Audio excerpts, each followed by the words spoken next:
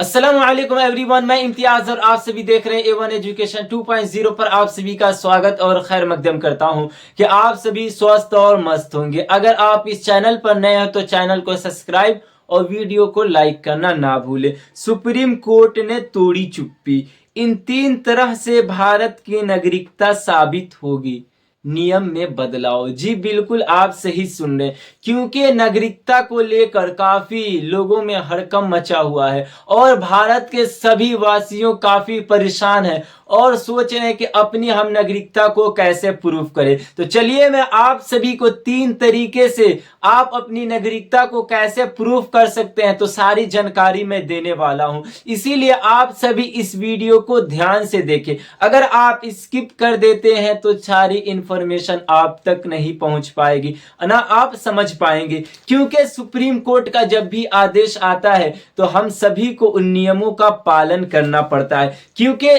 जब भी नागरिकता को बात होती है तो लोगों में हड़कंप और खलबली मची होती है कि हम अपनी नागरिकता कैसे बचाएं। सब अपने अपने नागरिकता को लेकर काफी परेशान है, क्योंकि जो यूपी में SIR हुआ है वहां 2 करोड़ 68 लाख से अधिक व्यक्तियों का वोटर लिस्ट से नाम को काट दिया गया है और भारत के 12 राज्यों में SIR की प्रक्रिया हुआ है और निर्वाचन आयोग ने यह भी सूचना जारी की है कि जैसे ही 12 राज्यों में SIR की प्रक्रिया होती है उसके बाद भारत के सभी राज्य में SIR प्रक्रिया लागू कर दी जाएगी और इसी को लेकर काफी हड़कंप मची हुई है और अपने अपने दस्तावेजों को जोड़ने और इकट्ठा करने में सब लोग परेशान हैं। और निर्वाचन आयोग का यह भी कहना है कि जैसे ही 12 राज्यों में SIR होगी सभी भारत के राज्य में SIR की प्रक्रिया शुरू कर दी जाएगी और जैसे SIR की प्रक्रिया भारत के सभी राज्य में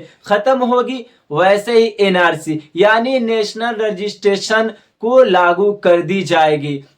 तो आप सभी को घबराना नहीं है, इन सब से हमें कैसे लड़ना है और हम अपने नागरिकता को कैसे बचाना है, तो आज इसी को लेकर मैं आप सभी के लिए वीडियो बना रहा हूं। आप 3 तरह से आप अपनी नागरिकता को प्रूव कर सकते हैं। क्यों? पहले नंबर 1, जन्म के आधार पर अगर किसी व्यक्ति की जन्म 1 जुलाई 1987 से पहले हुई है तो वो भारत की नागरिकता के लिए उन्हें एक दस्तावेज देना होगा। अगर वो दस्तावेज नहीं देते हैं तो कोई त्रुटि नहीं, क्योंकि और अगर आपकी पैदाइश 1 जुलाई 1987 से पहले पैदा हुए हैं तो आपकी वो नागरिकता और आपकी भौगोलिक क्षेत्र दोनों साबित करती है। मगर कानूनी प्रक्रिया ये कहता है कि आपको एक दस्तावेज देना होगा, वो है जन्म प्रमाण पत्र। और आपको यहाँ पे दूसरे नंबर में लिखा गया है कि 1 जुलाई 1987 से लेकर 3 दिसंबर 2004 के बीच में जिस व्यक्ति की पैदाइश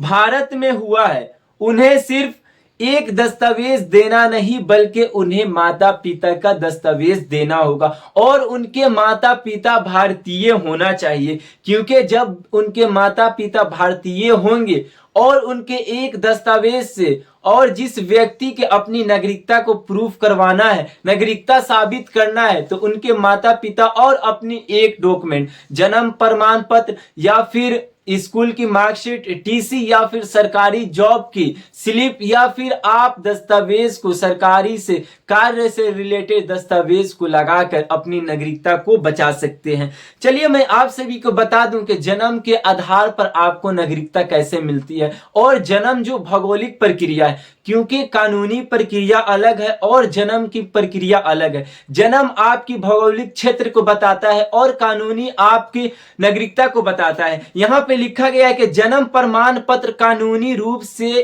क्या साबित करता है, तो यहाँ पे लिखा गया है कि जन्म कानूनी प्रकार से आपके जन्म की तारीख को साबित करती है। जी बिल्कुल, आप ये करेक्ट बात है। और दूसरे नंबर में लिखा गया है कि जन्म स्थान, यानी जिस व्यक्ति की पैदाइश भारत में हुई है यानी 1 जुलाई 1987 से पहले, तो उनका क्या क्या प्रूफ करती है, क्या वो भारतीय नागरिकता है। तो यहाँ पे मैं दूसरे नंबर में बताता हूं कि अगर उनका जन्म स्थान, और तीसरे नंबर में लिखा गया है कि माता पिता का नाम, क्योंकि आपका जन्म भारत में होता है तो आपका स्थान, माता पिता का नाम और आपकी जन्म तारीख, ये 3 चीजों को साबित करती है। ये आपका जन्म प्रमाण पत्र है, नागरिकता का प्रमाण पत्र नहीं, क्योंकि नागरिकता प्रमाण पत्र जो है ये कानूनी प्रक्रिया है और 1987 से पहले आप भारत में जन्म हुआ, यह भौगोलिक प्रक्रिया है। तो आपको किन किन दस्तावेजों को बना लेना होगा, तो आपको सबसे पहले आप अपनी नागरिकता साबित करने के लिए जन्म प्रमाण पत्र आपके पास होना चाहिए, जो बिल्कुल आसानी से ये बन रही है।